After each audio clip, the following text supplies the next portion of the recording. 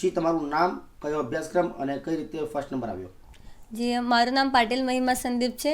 હું CMAનો કોર્સ કરું છું ને હું ડિસેમ્બર 2024માં CMA ફાઉન્ડેશન એક્ઝામ માટે અપીલ થઈ હતી ને અમારું રિઝલ્ટ આવ્યું તો મને 400માંથી 336 માર્ક્સ આવેલા છે અને સુરતમાં મારું પ્રથમ રેન્ક આવેલું છે. અને મને બહુ ખુશી થાય છે કે આજે મારા કારણે મારા પેરેન્ટ્સ ને મારા ફેમિલી મેમ્બર્સ કે મારા જે શિક્ષકો છે એમને બધાને પ્રાઉડ ફીલ થાય છે. મારા ફાધરે મને કીધું હતું CMA કરવાનું.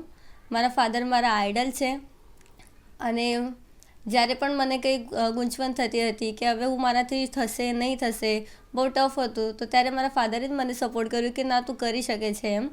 હું પહેલા ધોરણથી 12મા ધોરણ સુધી મરાઠી મીડિયમમાં ભણતી હતી અને CMA ફાઉન્ડેશન એટલે કે CMA આ પૂરો કોર્સ ઇંગ્લિશમાં છે.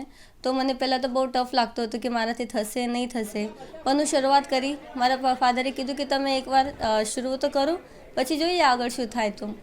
તો પછી હું ઓનલાઈન એપ પરથી સ્ટાર્ટ કર્યું ભણવાનું ને પછી મને એમાં ઇન્ટરેસ્ટ આવવા લાગ્યું, મને સમજવું ને પછી હું વધારેમાં વધારે રિવિઝન કર્યું, વધારેમાં વધારે MCQ સોલ્વ કર્યા ને પછી પ્રેક્ટિસ બહુ વધારે કરી.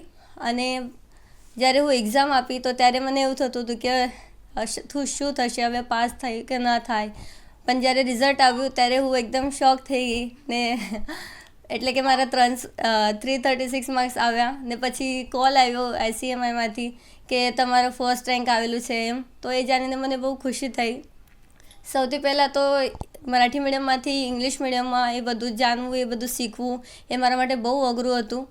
મારા ફાધરને મારે CMA એટલા માટે બનવાનું હતું કે હું એક મરાઠી છોકરી છું ને મરાઠી છોકરીઓ કે મરાઠી છોકરાઓ કે મરાઠી લોકોને આ CMA CA એના વિશે વધારે જાણકારી હોતી નથી કે એમાં વધારે ઇન્ટરેસ્ટ હોતો નથી. પણ હું નક્કી કર્યું કે મને CMA જ કરવાનું છે ને મારા પરિવારનું જ નથી પણ મારા સમાજનું પણ નામ મને આગળ કરવાનું છે. મારા પપ્પાએ કીધું કે હું સાયન્સ નથી કરવાની, એના જગ્યાએ હું CMA કરું ને મારા પપ્પાએ પણ મને સપોર્ટ કર્યો કે તને જે કરવાનું હોય એ કર, ક્યારે પાછું વળીને ના જોજો, હું તારી પાછળ છું જ હંમેશા, તું જે કરશે એમાં હું તને સપોર્ટ કરીશ.